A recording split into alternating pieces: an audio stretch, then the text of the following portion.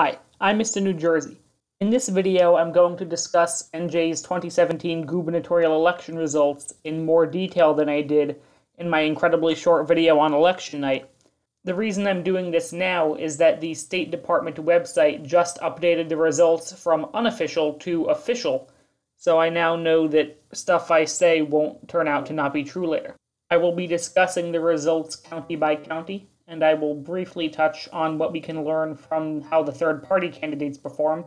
But before that, I want to mention that Phil Murphy won statewide with about 56% of the vote, compared to Kim Guadagno's 42%. That means he won by about 14 points, which is almost exactly where the Real Clear Politics polling average had him before the election. So the polling in this election was actually incredibly accurate. Now we'll move on to the county-by-county results. On election night, I made a video which said that Somerset County had been won by Kim Guadagno. I said that because NJ.com, the New York Times, and various other news outlets reported it that way, but it turns out that that information was wrong. The election in Somerset County was very close, but I don't think that's why the reports in the media were wrong. Specifically, I noticed that the number of votes that a lot of the media outlets said Kim Guadagno had was the exact same number of votes that the state eventually reported Phil Murphy having, and vice versa for votes that they said Phil Murphy had actually being Kim Guadagno's. So I think at some point on election night, either the state misreported it to the media, or some intermediary that the media all got their results from misreported it to the media. So looking back at my 2017 county-by-county predictions, I got two counties wrong, Salem and Somerset.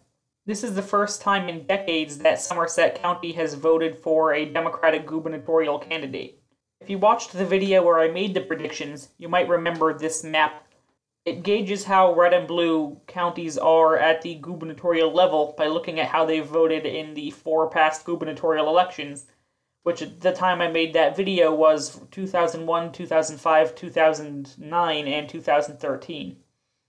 You can see that Somerset County was one of the counties that voted for the Republican in all of the past 4 gubernatorial elections. Now, prior to this election, it had actually voted for the Democratic presidential candidate in 3 of the past 4 presidential elections. And my assumption had been that the reason was just the political spectrum being shifted, where the state political spectrum is more liberal than the federal political spectrum.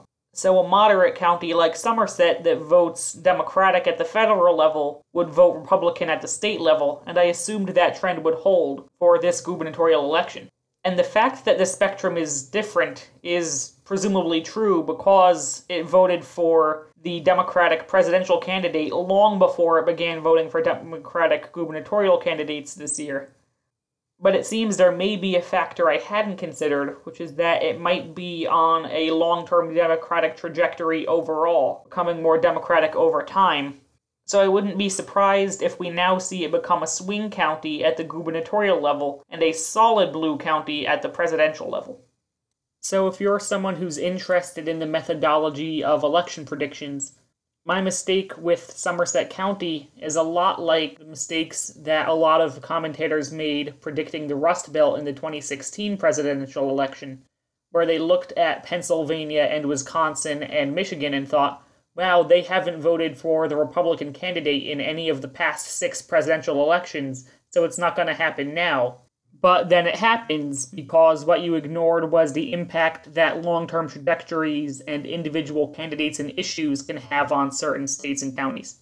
So the methodology is pretty good for actually both gubernatorial and presidential elections, because both in 2016 and in 2017, using the methodology I did, where I based it almost entirely on how counties/states have voted in the past, you get the vast majority of them right, but sometimes the ones you get wrong, that flip for the first time in a generation, are enough to swing the election, as per 2016. So we will now update this map with what are now the past 4 gubernatorial elections, starting in 2015 and ending in 2017. So get a good look at this map before I change it. And there you go. You can see that not much has changed because what we took out was a Democratic win and what we added was a Democratic win. But we can see that Monmouth and Ocean counties The two largest counties on the Jersey Shore went from lean red to completely red. Salem County went from a swing county to lean red, and Somerset County went from solidly red to lean red. Everything else stayed the same. The Gateway region is still the Democratic powerhouse region, while the South Jersey suburbs of Philadelphia and Atlantic City remain the state's main swing region. I also want to briefly mention the third party and independent candidates, because how they perform in a given election can tell you a bit about the political mood in a jurisdiction. In both New Jersey and the U.S. as a whole, the third largest political party is the Libertarian Party, and so usually the Libertarian candidate comes in third in elections. But surprisingly this year, Gina Genovese, an independent candidate running under the banner Reduce Property Taxes, came in third, with the Libertarians in fourth, the Greens in fifth, the Constitution Party in sixth, and independent Vincent Ross in seventh. So I think the fact that an independent who focused on reducing property taxes was able to beat out all of the institutionalized third parties demonstrates just how potent the property tax issue was this year. That's all I wanted to cover in this video, so please like and subscribe if you enjoyed it. Have a nice day, and I'll see you next time.